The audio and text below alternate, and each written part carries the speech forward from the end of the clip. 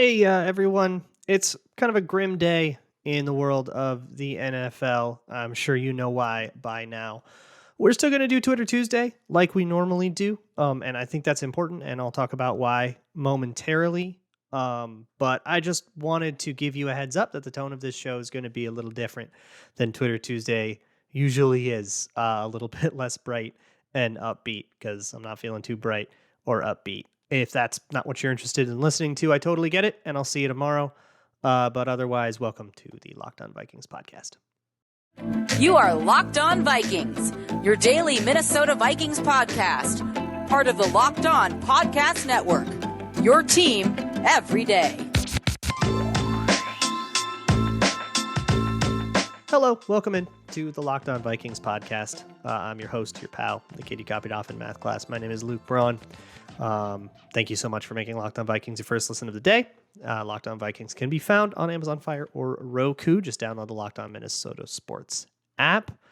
And thanks for hanging out with me this not so fine Tuesday. So obviously the mood around this episode is going to be a little bit dimmer. What with Damar Hamlin's injury in Monday Night Football. So there's just some stuff that's going to be a little bit weird to talk about. But you know what? I feel like I wouldn't be doing my job if we didn't talk about them and we didn't do it the way that we have to. So I humbly ask that you bear with me on this conversation. With that said, the first place to start, I guess, would be to thank the sponsor of these episodes, which is Prize Picks. It's daily fantasy. Pick 2 to 5 of your favorite players, and whether they do better or worse than their Prize Picks projection, you can win up to 10 times your money, and you can get a 100% instant deposit match up to $100 with promo code LOCKEDON at prizepicks.com. I am grateful to have a platform that I can have these conversations on, and therefore I am grateful to sponsors like Prize Picks for that. For those who maybe are unaware, if you didn't catch it or if you hadn't heard the news yet, the Bills-Bengals Monday night game was postponed, at least as of this recording. That is my knowledge of the situation. Postponed to an unknown time if they're even going to finish it in the first quarter of the game. It's suspended because of an injury suffered by Bills safety Damar Hamlin. It put him in cardiac arrest, and he had to be rushed to the hospital. And that entire experience is insane. And of course, they were not going to make the players play after that. There was some talk of like 5 minutes, warm back up, we're going to get back out there. But the coaches, both Zach Taylor and Sean McDermott, put the kibosh on that real quick. And I know that this is Locked On Vikings, not Locked On Bills or Locked On Bengals. Although I do think that those guys had some important things to say. And I talk about it a lot more on Locked On NFL, which I'm on Tuesdays as well. Ross and I decided that we would really talk about community and sports and kind of what all this is for, how these guys put themselves at risk and what they're putting themselves at risk for. But I would also recommend Locked On Pitt for the Pittsburgh Panthers. They did a ton of... They just told a lot of stories about Damar Hamlin. He went to Pitt. All, I think, really great listens.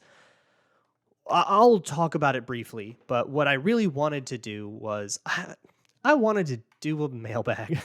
This sucks, and it calls the very existence of the sport that I love and cover into question. It makes you ask the very legitimate question, is it worth it to have football if stuff like this can happen? And your answer to that is fully up to you. For me, I think there are things that sports do for us culturally and as a community worldwide that are sort of irreplaceable. And again, I talked about that more on Locked On NFL, so just go listen to that because I don't want to get too bogged down in it. There is one more thing I want to say on this before I move on to the actual mailbag, and that is, it's okay if Monday night messed you up a little bit. I don't think it gets said often enough that if you see something traumatic like a 24-year-old almost dying on the field on a Monday night football game that you probably were just watching to see what happened in your fantasy championship, if not just for like the AFC playoff picture, and then suddenly it got a lot more serious really fast, that kind of thing isn't a normal thing, and your brain's not set up to experience that. And this especially goes out to us fellas. Sometimes when we see that stuff, we feel this innate need. We just got to tough it out. You know, you have to be tough. You don't have to tough it out. Talk to someone if you have to. You talk to me if you have to. All right, I'm here. My DMs are open. If your mood just isn't quite right, if your relationship to football just isn't quite right for a while, that's normal. And do what you got to do to process. All right, I love you. And do what you got to do to be well. With that said, I think that this show for a lot of people, and what sports is for a lot of people, is an escape, a distraction.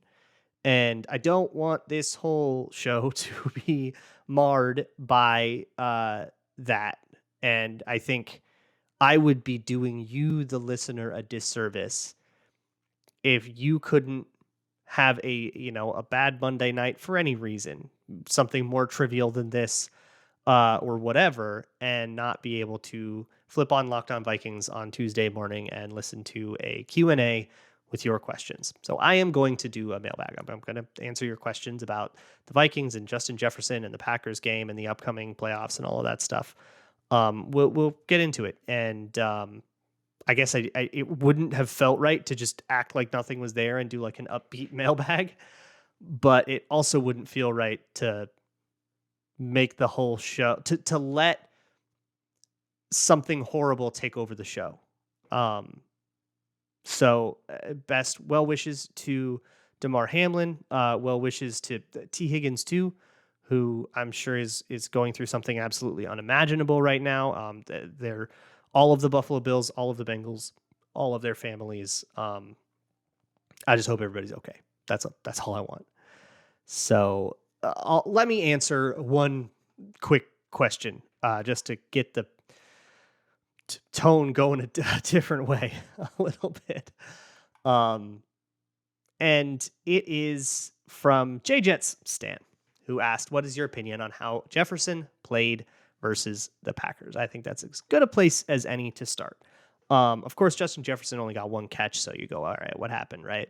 He mentioned that there was like a lot of safety, a lot of too high. I think he was trying not to use specific words, so it's a little bit fuzzy what he was saying.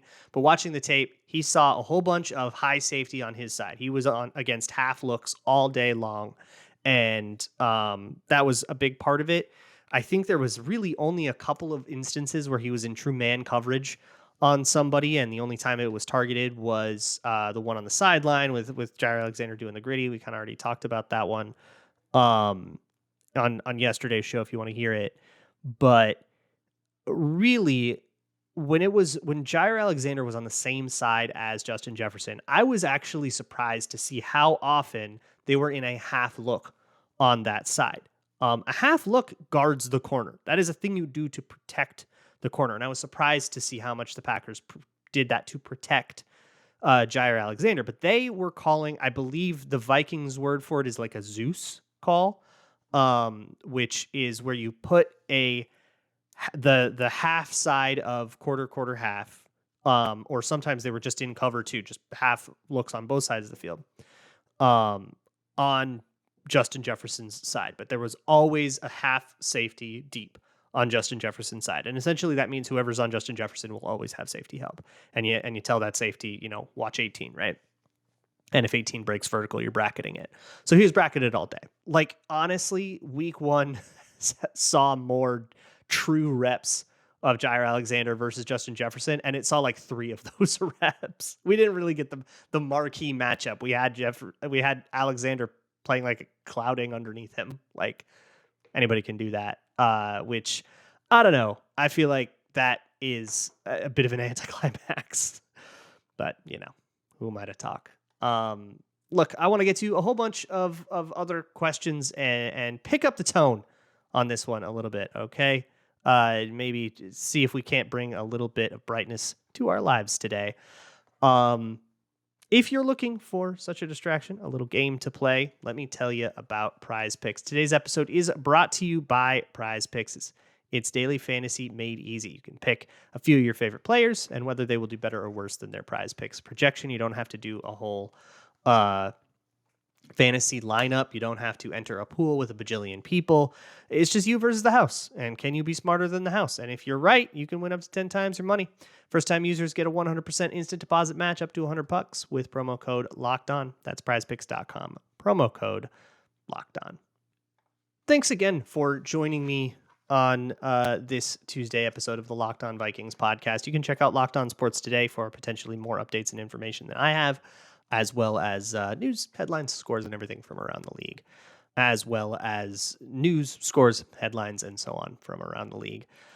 I'm going to move on and keep answering these Vikings questions. The next one comes from Kurt with 2Cs, who asks, do you think there is a lack of overall physicality in general from personnel on the team? I have thought this for a while. I don't think they've been truly adequately physical since like 2018. If you want a really good example of that, the 2019 playoff game against the 49ers where they were beat up physically. 2020 functionally ended in a game against the Bears where they were beat up physically. 2021, they were beat up physically in the end of the season as well. And that also happened against the Packers. The Packers, a lot of big runs happened with Mercedes Lewis beating up Patrick Jones, beating up Zadarius Smith, even Danielle Hunter sometimes. Zadarius Smith is not that kind of run defender. I mean, he's a block evader. He is he's a pass rusher. He is not a stand you up and hold the point kind of guy. And that's why he's not really, he was never the guy in a 4-3 like Mike Zimmer's, where that was the edge rusher's true job. This is a gap shooting team, right? We'll get to Brian Asamoah a little later. But this is a run fast, attack gaps, be really aggressive kind of team. And you don't necessarily need to be the kind of team that, gets a lot of dance partners, right? That gets locked up with guys and just tries to push. But I do think that a general lack of physicality is a critique that I have of many of the Vikings players. I had that critique of Chandon Sullivan getting kind of bullied out of his path a lot. Brian Asamoah, obviously, that's kind of his big knock.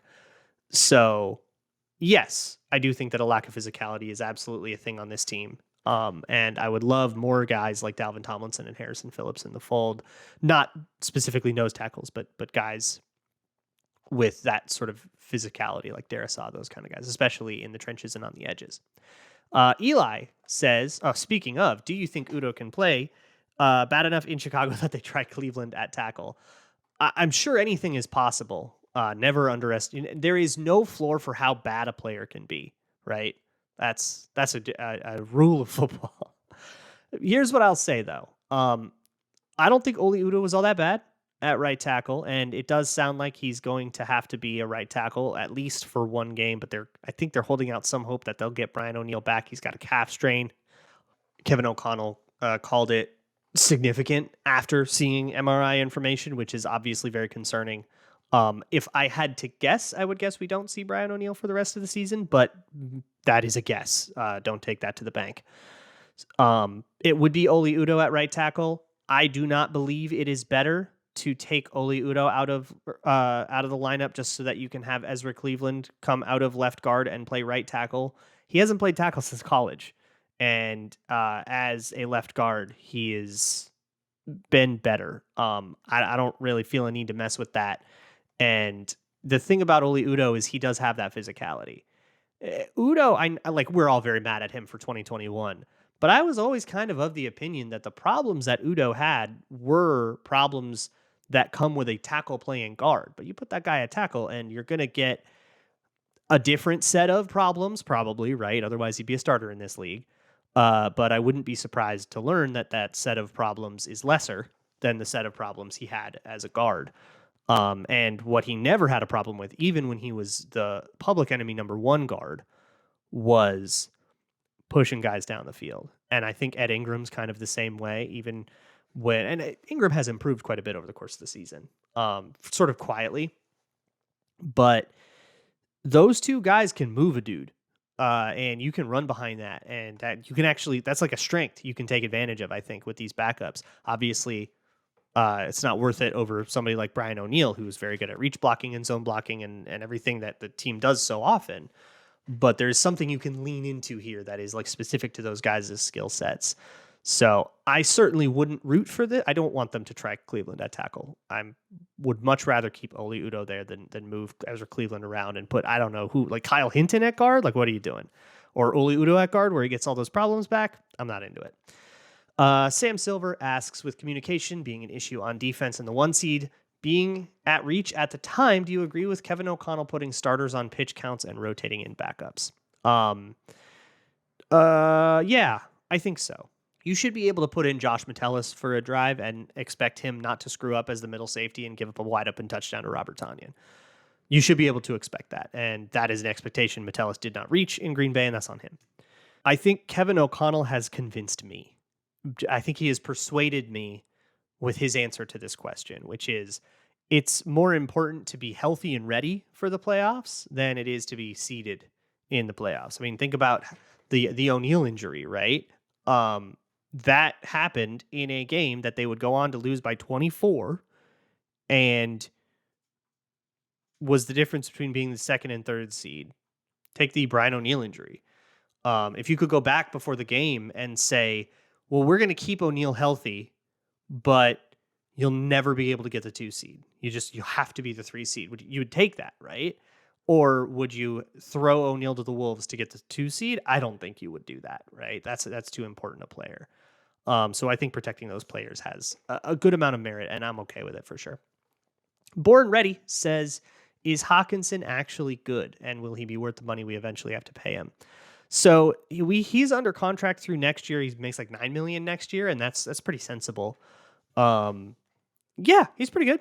He can get open downfield better than I think Irv Smith could. Certainly better than Ben Ellefson or Johnny Munt could. So I think it's a large improvement. And he has been able to run key routes that are really important in the McVay scheme, and being able to get that out of a wide tight end is really cool. And he's had some pretty sick blocking moments. So yeah, I think TJ Hawkinson is pretty good. Rough day at the office against Green Bay, but you know this show, you're never going to overreact to one game. And considering, I mean, he just set a receptions record the game before that. You got to take the whole thing at once. I think if you add up the summation of TJ Hawkinson's contributions this year, I am very happy for him, especially at the price we got him for, which if you go back and listen to me breaking down that trade when we first did it, that draft compensation ain't that bad at all. I am going to get to as many of these questions as I can. Again, sorry if I don't get to yours because I had something else I wanted to talk about, but that was important to me. So thank you for bearing with me. We will continue though with other questions, but first, again, another maybe a game you can play, a distraction, something that can give you a little bit of fun, and so you don't have to think about the cruel and unforgiving brutality of football, is gambling. And you can do that at Bet Online. You can go bet on a basketball game and remove yourself from football for a bit if you have to. I think that is perfectly valid, and you can find that on Bet Online. You can find anything. I mean, you can bet on cricket if you wanted to at Bet Online. They've got all of the odds, news, scores, everything you need to get a betting. So go to betonline.net where the game starts. Going to get to as many more questions as I can with this on this Twitter Tuesday. This is sort of melancholy Twitter Tuesday mailbag. The next one I'm going to answer comes from James K., who says, what is your prediction on how the Vikings approach Cook and Thielen's cap situations this offseason? So I think both of those contracts, the way that I'm looking at them right now, seem like fairly good candidates to rework them. Here's the deal about the salary cap, and we will talk a lot about the salary cap in like February after the season when everything's over. Like, we'll have time to talk about the salary cap because I think people really, really overrate how much a cap dollar is worth. There is valid, like it's not, I'm not one of those like the cap doesn't exist purist people, but we strongly overrate how much a cap dollar is worth because the cap is malleable and those cap dollars can be stretched, I think, a lot further than we often give teams credit for.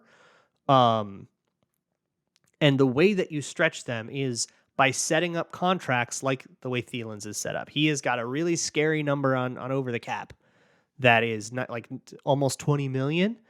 No guarantees on it and just prorated bonus. The Vikings could actually save money by cutting him. So he's technically cuttable, although it'd be an incredibly inefficient thing to do to cut him. And I think that would be a really bad way to handle that situation. But that does give you the leverage to approach him about a possible pay cut or restructure that gets that cap number down. I think that can happen with both Thielen and Cook. I think there is a world where Dalvin Cook is a cap casualty just because of the way that this offense utilizes the running back. You don't need the kind of bell cow guy that Dalvin Cook has been for the last few years. And most offenses don't. So you might look to get a little bit more efficient there. Obviously, Alexander Madison is in a contract year as well. I would not guess that he gets an extension with the Vikings. So good luck to him in free agency. And then you're left with like Kene Nwangwu, and you're probably drafting somebody in the 4th round or something like that. And maybe that's what you want to do. Or maybe you want to try to keep Dalvin Cook's cap hit a little bit lower so you don't have to spend a 4th round pick on it. And then it's just a matter of which resource you prefer to spend and which resource you feel like you can get away with spending less on and stuff. And that sort of becomes the game. But I don't think Thielen is going to get cut or anything like that. I'd be pretty surprised by that. Obviously anything's available with a trade. And I think with Kwesi, it's going to be one of those things where like, yeah, anybody could kind of get traded at any time. We never have any idea. He's like, don't trade with a trader. Is that what he said during the draft or something like that? But with Cook, I'm a lot less confident that we'll see him as a running back in purple in 2023, although I still would put that well above 50%.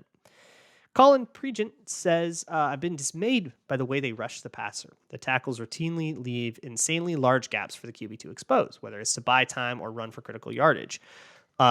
Scheme, lack of discipline, 4 guys that haven't played together long enough. Yeah, so this is part of the problem with rushing 4, right? I mean, there's only 4 guys. There's going to be a gap. And if you want to send another guy, you're taking a guy out of coverage. Therein lies the trade-off. Defensive coordinating is hard. But also, because of the way that they rush 4, you're not just lining up and pointing them at the guard every time, right? It'd be way too easy to defend that. So they will loop and stunt and twist and do games and stuff like that. And that's always going to, there must be a gap.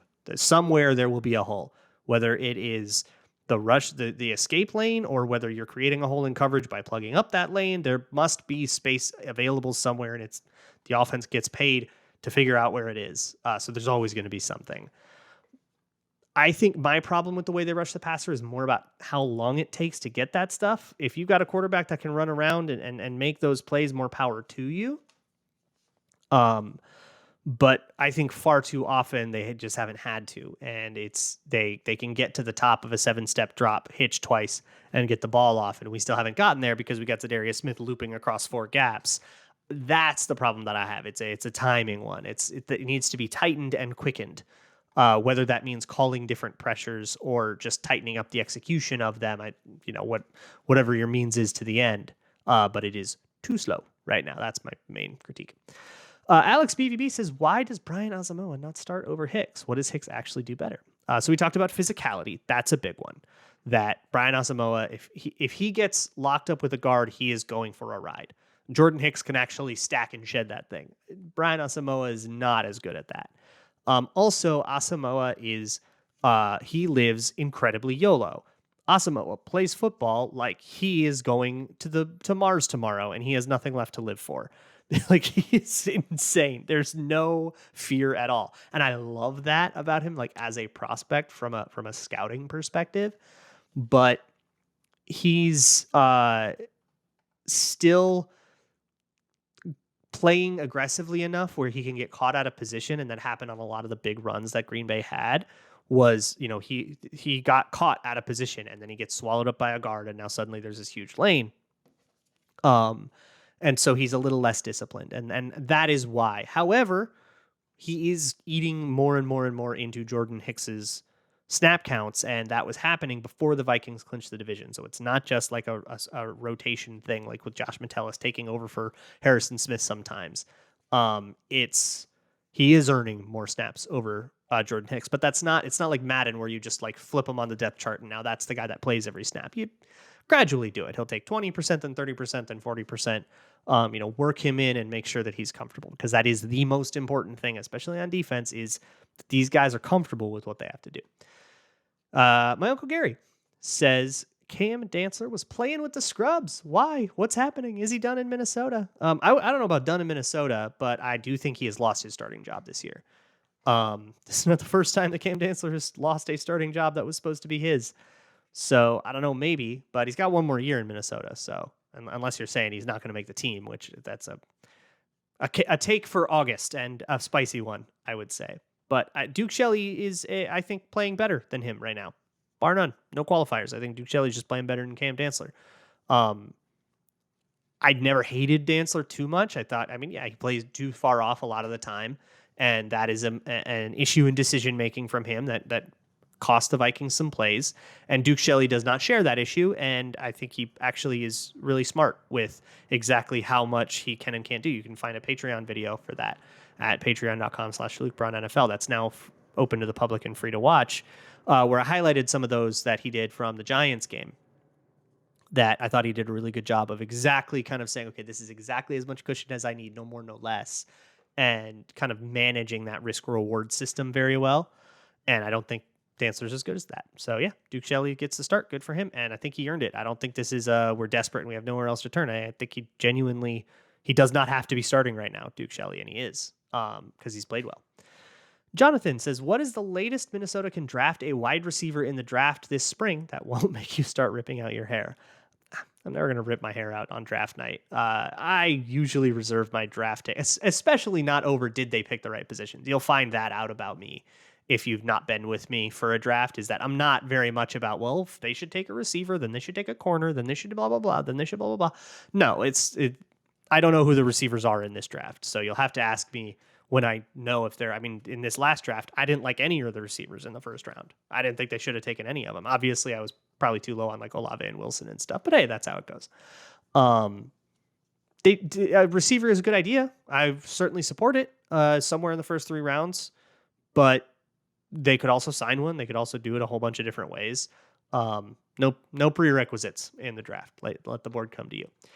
Sports Guy asks, using the same scale as you would ordering a steak, how cooked is Adam Thielen? I don't think he's cooked. There were a couple of rough plays in the first part of the game where he was kind of clamped down by, I think, like the slot corner, Rasul Douglas or something like that.